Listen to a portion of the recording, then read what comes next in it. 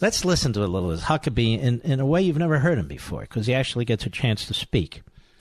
From last night's Life, Liberty, and Levin. Here's a few minutes. Cut 14, go. Speaking of his critics, they're getting more and more out there. Yeah. Crazier by the day. We're about the same age. I would read George Will's columns religiously. Mm-hmm. Great thinker, great columnist. But I don't read them anymore unless somebody hands them to me. This sad, embarrassing wreck of a man, Washington Post, George Will. It starts out, first three words, America's child president. And I stopped there. And I said, this isn't rational thinking. When you look at what the president has done economically, you can disagree with certain aspects. I have my disagreements with him. But I also have a lot of agreements with him. When it comes to judges and taxes and regulations, he abides by the Constitution, which is a big deal to me. Look at his foreign policy. When it comes to Israel, when it comes to the Iran deal, when it comes to being tough on North Korea, we still have military assets off the peninsula there. And even though he calls Xi his friend, he's tough on the Chinese. And he's been much tougher on Russia than Obama could ever have dreamed of. Much more so. What is this, America's child president? What, they don't like the way he talks? They don't like the way he looks? They don't like his New York accent? What is the problem here? It's personal with these guys. It's personal. But the vitriol is unhinged. It has no rational, no normal kind of basis. It's just that they cannot accept that Donald Trump won the presidency in November 16. I try to say to folks, look, I ought to be more bitter than you. I was one of those guys that put my life on the line for this. But I tell everybody, Donald Trump was not my first choice for president. I was my first choice for president. But he was my second choice. Right. And I unabashedly say that. And I'm proud to support him. And part of what I admire is that there is this sort of bull in the china shop, torpedoes, full speed ahead, torpedoes be damned, let's go. I like that. I like it that we have a president who has instincts and he follows them, and he's not dissuaded by people who are always putting some strings on him and telling him who he's going to upset.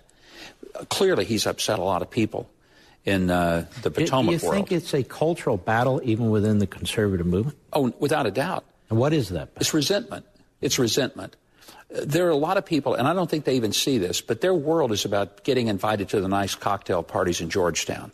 Their world is about being part of the swells. But they live in the bubbles. And I say there's three big bubbles in America: New York, Washington, Hollywood. Maybe a fourth one, Silicon Valley. People living in those bubbles don't know the rest of America. They think they do, but they don't. They resent the rest of America. They think they're better than the rest of America. We're the basket of deplorables. We're the people who are the great unwashed. But Donald Trump understands that those great unwashed people like me, who grew up more comfortable working in the kitchen than sitting at a head table, that we're the people that actually gave this country its strength, its roots, and raised the kids that went to war and won battles. And I don't think they get that. But there's an anger and a resentment, and it's personal. It's not political. It's one thing to argue with Donald Trump about his maybe his style, even argue with him certainly about policies that you disagree with. But when you have people on major networks that say that anyone who supports Trump is a Nazi, like the nutcase Donnie Deutsch said. NBC on Scarborough Show. Scarborough said that anyone who supported them was a racist. Mm-hmm. Now, that's unhinged, Mark. Yes, that's unhinged. Now, folks know in the past I've been critical of Mike Huckabee. Let me tell you something. I was wrong. He's a very decent man. I really like him and liked him both on the show and before and after the show. He's down to earth, the real deal. Cut 15, go. So this cultural battle, even within the conservative movement, you think it's because he came out of nowhere and they didn't have a say in it? Do you think it's because he truly is an outsider? Do you think it's because of what he says and the way he says it? Because his policies, they're not left-wing policies. They're not anti-American policies. They're not. And many of his policies actually are Reagan-esque. Not all, but many. And some of these people who backed Reagan or backed Bush and so forth and so on, they are over the top hostile to Trump. They don't own him. They don't control him. They don't get to pick up the phone, call him, and say, got a favor, and don't forget, I gave you the money to get you elected. He doesn't owe them anything. And I truly believe that one of the strengths of his presidency is that he can tell them all to go to the devil, and there's not really a whole lot they can do about it. One more. Cut 16, go. It's my observation that the level of reporting has really been degraded. It's difficult to tell reporters from commentators. It's difficult to tell reporters from Hollywood actors a lot of the time. That doesn't really serve the American people, does it? Well, journalism ought to be something that is done agnostically, that you don't know what a reporter thinks. If a reporter puts himself or herself into the story, that's no longer journalism. That's commentary. That's editorialism. And most of what we see, 90% of it, has a tinge of being editorial content. I tell people all the time, you know, what I do, whether it's on TV or anywhere else, it's not journalism. I don't even play a journalist on television.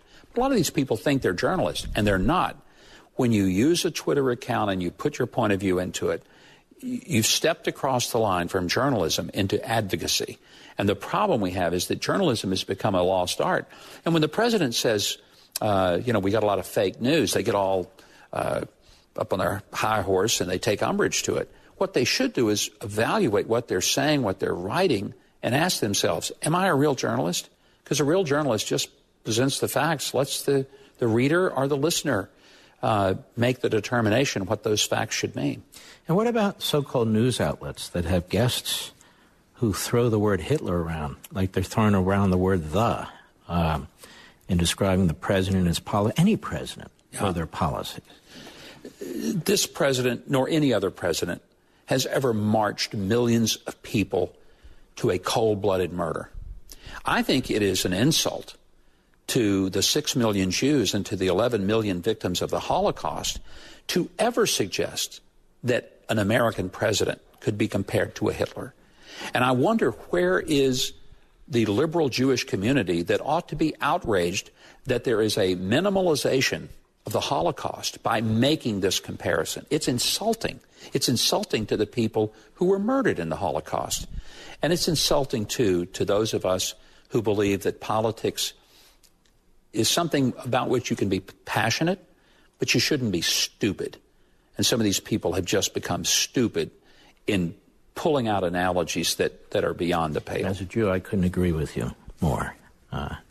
And it is very troubling to me that we've dumbed down so-called journalism to the level now where concentration camps are thrown out there, where Hitler's thrown out there, the Third Reich is thrown out there because they don't like a president or they disagree with his policies. It really is beyond the pale. Mark, I want to just say this. I've been to Auschwitz 3 times. Yeah.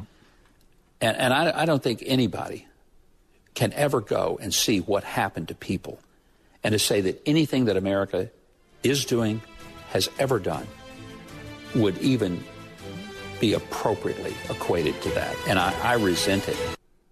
You know, ladies and gentlemen, I'm very proud of this show.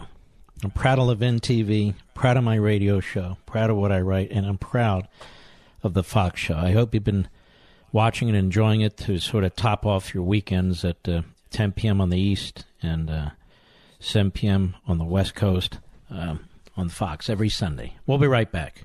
Mark Levin.